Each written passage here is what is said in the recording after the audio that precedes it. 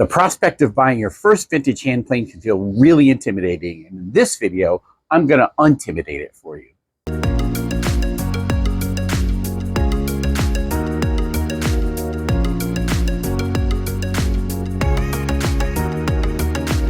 Hey, Dan here, and welcome to my shop.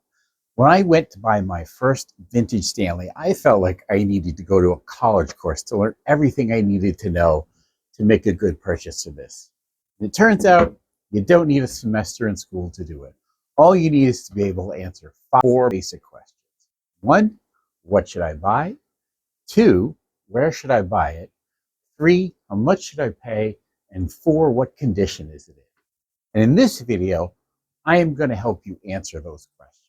Before we get to the questions, I'm going to disassemble a Stanley and just go over the parts and let you know what the names are so we have a common vocabulary. And then we'll go to answering the questions. So let's get on with the disassembly, okay? All right, let's go through and name all the parts of a Stanley Bailey style hand plane. Right on top here, we have the lever cap. The lever cap secures the chip breaker and iron assembly. Some lever caps actually have a knob to adjust the tightness, but all the Stanley Baileys will have a lever on the lever cap. Underneath that, we have the chip breaker and iron. The iron is just the word for the blade that actually does the cutting. And this is the chip breaker that goes on top of the iron that stabilizes the iron and keeps it from chattering. Underneath that, we have the frog. The frog is what beds the iron. On the top of the frog, we have a lateral adjustment lever. This angles the blade right and left, helps make sure your cuts are square. On the back, we have a depth adjustment knob. This adjusts, obviously, the depth that the blade extends out from the plane. This back handle is called a toe. The front knob is, unsurprisingly, called a knob. And this all goes into the body of the plane. The sides of the body are called the cheek. The bottom of the body is called the sole. Some planes have a corrugated sole on them. As you can see, I've got both. They both work just fine. It's just personal preference which one you'd rather have.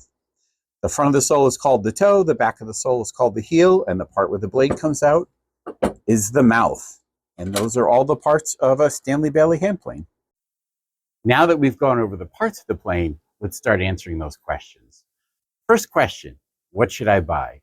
You want to buy a number 4 or number 5, type 18 or 19, or older. What does all that mean? The plane number is really just about the size of the plane. Lower number, smaller plane. Higher number, bigger plane. It's that easy. Type is a system of classification about when the hand plane was manufactured that was developed by the hand plane community. It's nothing that Stanley ever used themselves. Higher number, newer. Lower number, older. It's generally agreed that the type 18 and 19 are the best ones to get. That gives you the best balance between features and quality of manufacture, or advanced features. It's generally considered that after 1960, the quality of the hand planes tended to go down. Before type 18 or 19, anything in that range is absolutely fine to get. There are some quirks around World War II, like they were short on brass for obvious reasons. So like the adjustment knobs aren't brass, little things like that. But the quality of them will still be fine. Where should you buy it? You're going to get your very best deals at flea markets, yard sales, and estate sales. You can buy online in places like eBay, of course, Craigslist, and Facebook Marketplace.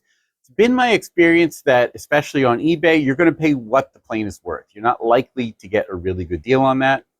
The prices seem to be ranging around $40, $50, and climbing up. And of course, you can find these in antique stores.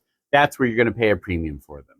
Because the people in the antique stores are going to take the time to research the plane. They're going to know what they're selling, and they're going to price it on the high end. How much should you pay? Between 20 and 50 bucks. I know that's a big range, but between the yard sales and eBay, that's the kind of range that you're going to see on these. Now let's talk about the condition of the plane. First question is rust. A little bit of surface rust is just fine. It cleans up easily with a wire brush, or you can use rust removing chemicals like Evapo-Rust that'll take it right off. If the rust, especially the rust in the body, is deep, if you're seeing pitting, especially on the sole around the mouth, pass. Condition of the body. If there are any cracks, especially around the mouth, that go all the way through, don't buy it. Even if it's been brazed or welded back together, it's probably still garbage.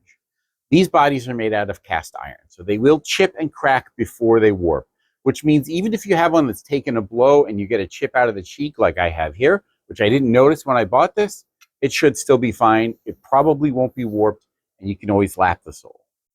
The mouth. If there's damage to the leading edge of the mouth, chipping or cracking or anything like that, don't buy it. You want a really good front edge of the mouth here. That's what puts pressure on the wood, so you get nice clean cuts with the blade. Damage to the back of the mouth is probably usable still. The tote. Damaged totes are not a deal breaker. If it's cracked all the way through, it can be epoxied. You can splice more wood in there to repair it. You could splice wood on to repair the horn up here, that kind of thing. If all else fails and the tote is too far gone to save, lots of replacements are available, both old ones that have been salvaged, new ones that people sell, or you could even craft your own like I did with this one. And then you can make it so it fits your hand perfectly. Same goes true for the knob, the iron and the chip breaker. If the front edge of the iron is dinged or damaged, that can be salvaged by regrinding the bevel. Even if the condition of these makes them unsalvageable, or if they're missing, that's not a deal breaker. Replacements are available. Again, salvaged out of other Stanleys, or also there are companies like Hawk that manufacture new ones of very good quality. They'll be around $40. That is something you want to figure into the price of the plane that you're buying, or try and haggle the person down if that's possible. The last thing I want to mention is the Japanning. That is the black coating that is here on the inside of the plane. It's basically a baked on enamel. It's really there for rust prevention. As long as you're caring for your plane and using it regularly, that's not going to be an issue. It's not just going to suddenly rust on you. So as far as we're concerned, this is mostly an aesthetic thing. You can see I've got some paint splattered on this one. If it's damaged or missing, that's not going to affect the performance of the plane in any way. And that's it. I hope you found the information in this video useful, and I hope that your first Stanley buying experience is a good one.